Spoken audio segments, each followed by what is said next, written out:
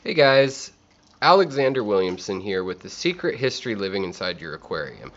Today we're going to be talking about a great aquascaping fish, a great nano fish, and it's going to be going into my 17-gallon tank, which already has some endlers in it, and it already has some of these guys in it. So these are called Erythromicrons. They're a Danio species. They used to be thought to be a Rasbora, and they're actually called Emerald Green Dwarf Rasboras incorrectly. Sometimes they're called Emerald Green Dwarf Danios now that they have been properly categorized.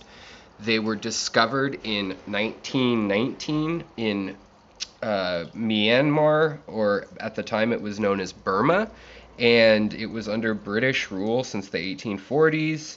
Basically, it was one of their colonies. It was not treated very well, and a lot of labor and goods were exported from there. People essentially slave labor definitely in the early part of the colony, and later on usual colonialist issues, handing over power to one specific group. And I want to bring up the history of the region because it's really amazing that we've gotten these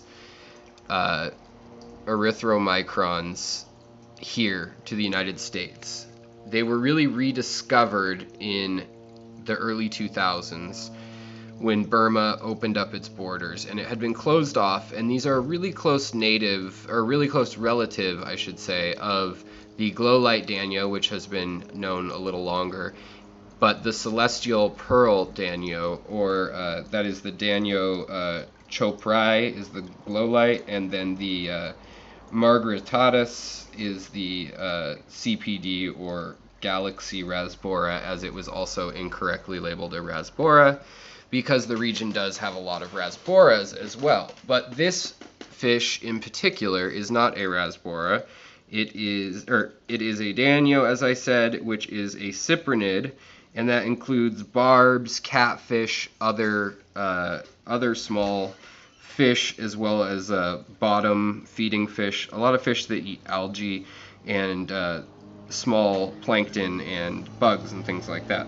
So these are found in Lake Inle, and you can see, even though they're stressed and they just got back from the store, they have a very delicate, beautiful color. When I zoom back out, you can see just how small they are, and these are right up against the glass. So I mean, they're not even the size of the end of my finger, of my little finger. And maybe one will poke its head out back from in the aquarium somewhere right now. So keep an eye out for that. They tend to hide low and slow in the weeds, but they can move really quick when they need to. So let's get back to the history of the region just a little bit, because I wanted to talk about what a epic journey it has been, and why these fish are threatened, and also why breeding them in this hobby is important. And if you're going to sell them and propagate them, or pass them on or whatever, it's important not to mix them with the Galaxy Rasbora, or Celestial Pearl Danio as it's now known, because they are very closely related. There are many reports of them hybridizing, and even reports of people selling the male version of this fish that has been hybridized as a female Galaxy Rasbora, in order to not have a clean line to perpetuate, and they're easier to catch and things at different points in time. But I want to show you right now, just because it's lined up, and then we'll get back to the history. But the fish with the dark, bold markings, you can see he's slightly smaller. He's got a redder, oranger nose, as the name, the erythro or erythros, with an E, EU, is actually Greek, and then that goes down into Latin later for red, and micron, micros, micro, all those suffixes are also, and their prefixes too, are known to mean small in Greek and Latin. So it means red and small.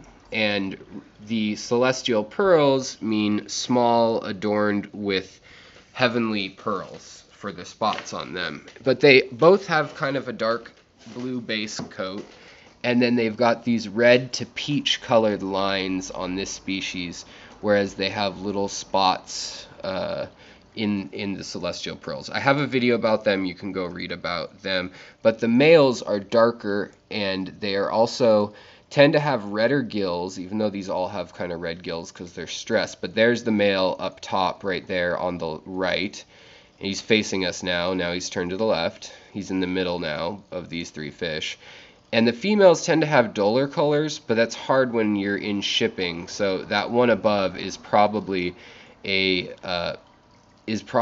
female with the fuller belly, and the one below it. But she has nice patterns, but she probably just isn't as stressed shipping as she is the largest one of the group.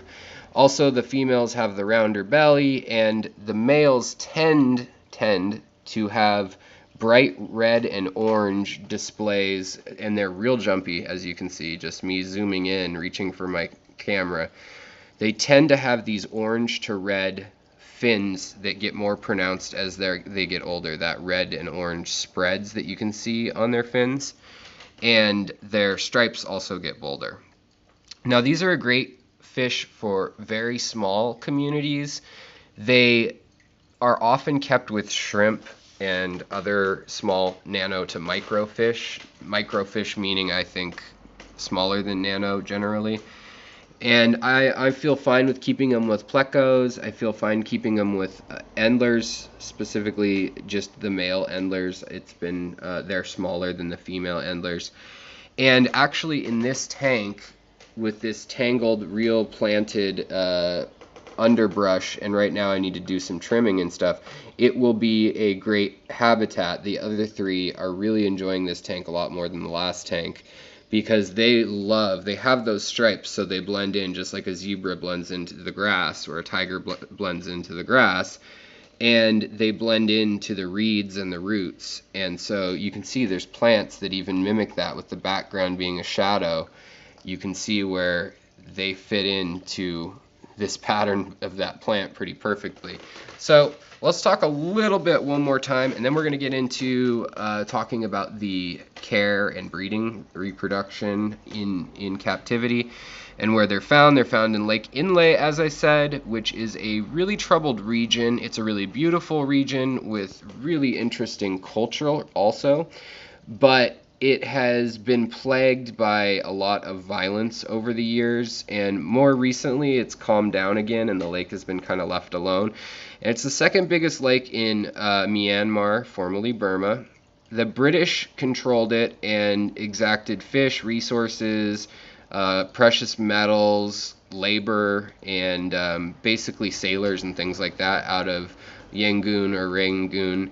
And they owned, also Singapore and Thailand, which was Siam, and the French had Vietnam, the Dutch, the Portuguese, and the Germans all had enclaves in southern China, Laos, Cambodia. All that region was colonized, and that meant in the ports and in the large cities, it may mean that they had colonial control, but there was largely a tribal structure to those societies. And so those societies that were inland, like this lake, which is actually 3,000 feet up into the mountains, it's 900 meters, and the water up there, because it's a really hot region that has monsoons and stuff, it's only about 7 feet deep in most of the lake, and it's a 45 square mile lake, which is, it's pretty impressive. So I guess that would be 89 or 93 square kilometers or something like that.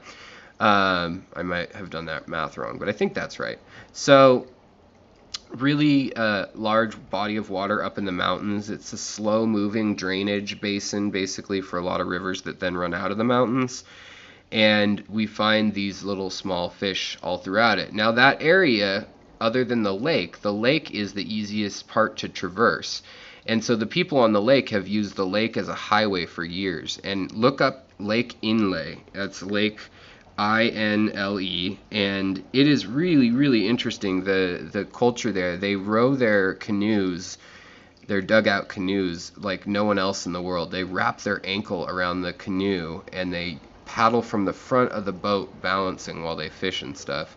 And it's just really interesting how they do that. And a lot of their cultural garb, a lot of them consider themselves the Shan people of the Shan region, or Shan, but it's usually spelled SH in the Americanized version of it, or the anglicized version of it. And that region has also been known for opium and heroin for many years as well. So those old warlord structures that seem to rule through colonialism, the colonial government basically paid them off just to deal with everyone under them, and basically gave the last strongman standing control in many cases after they tried to put down rebellions and things in regions where they didn't think there was a lot they could use, or it was poor farming folks like those on the lake. They kind of just ignored them and left them to their own, and just required taxation or resources, and warlords locally took over, as happened in a lot of Africa and South America, all over colonialism. Within that, a lot of terrible things happened, both inflicted by Europeans and inflicted by the locals of various ethnic groups and religious groups. Now, up till today even, there's also a group in Burma known as the Rohingya that are a stateless group of people that travel between Cambodia, Myanmar, Thailand, and India, and they really they don't have a state, and it's rather harrowing situation right now for them. There's a lot of debate of who started conflict, whether it's a xenophobic culture in these regions, but nobody wants to give them a place to live. And Myanmar at one point let them come in if they would be communist during the 1960s. So after the British left, there was a brief period where basically dictators took over what the British left in control and totally dismantled a transitional government. Then there were actually pretty well-connected schools and things, universities around the country that were connected to the rest of the world due to Britain's old inroads, and like it or not, the Western world was tied into the capital of the country and everything. And students usually learned English as well as their tribal languages, or Chinese or Thai. It just kind of depended on where they were from. And there are a lot of tribes when you get into mountainous areas that speak very different languages, have very different cultures.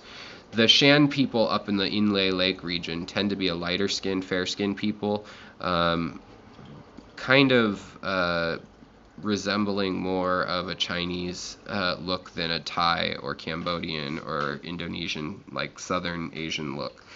And they are also known to be great fighters, harrowing fighters.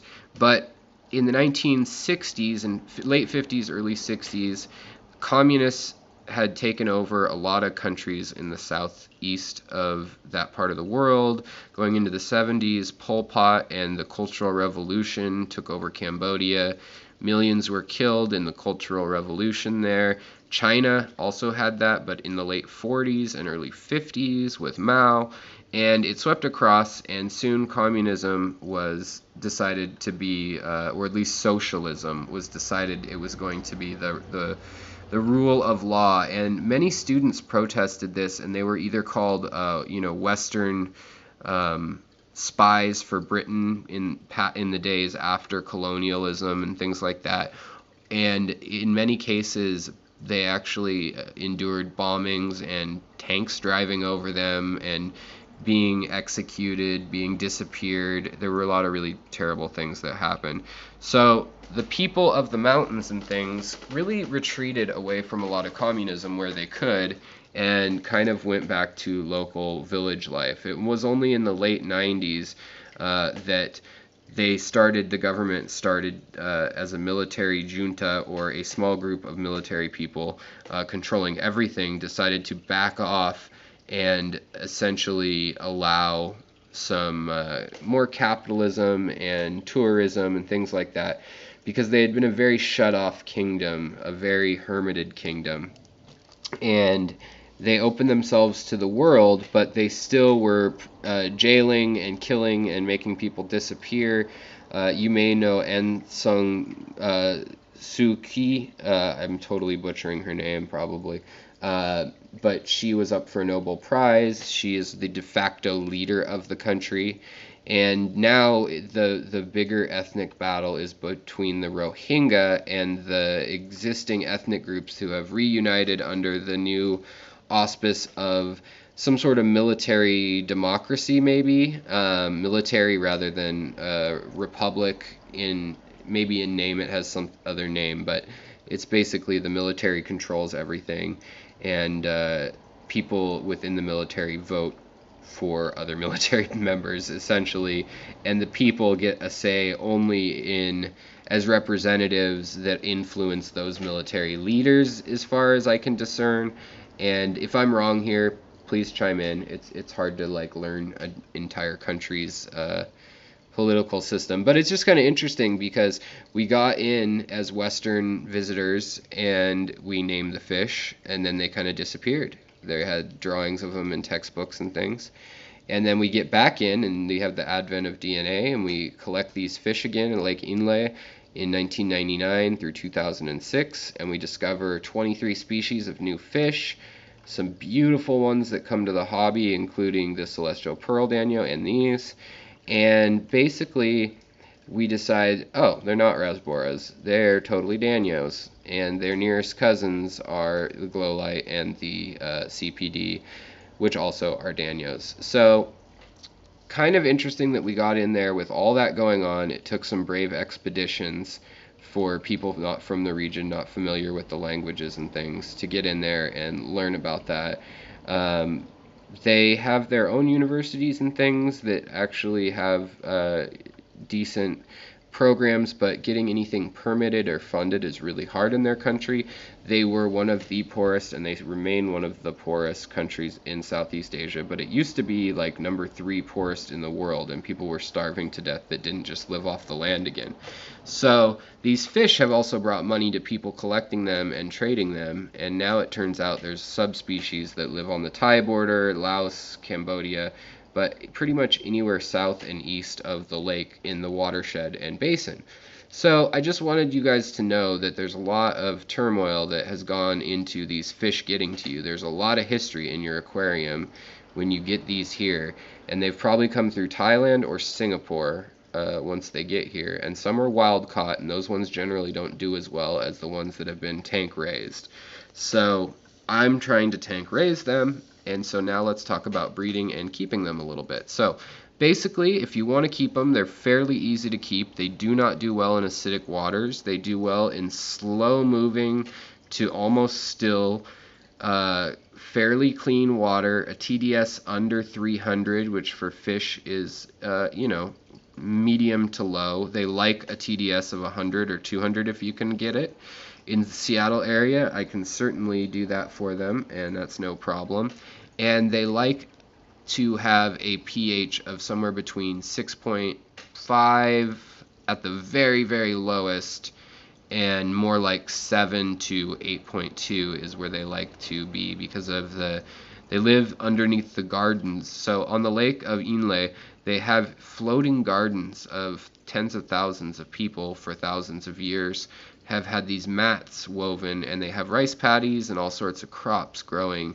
And so the lake has shrunk by 50% over the last 40 years. And even it's only 7 feet deep to begin with, so it's basically a big marsh.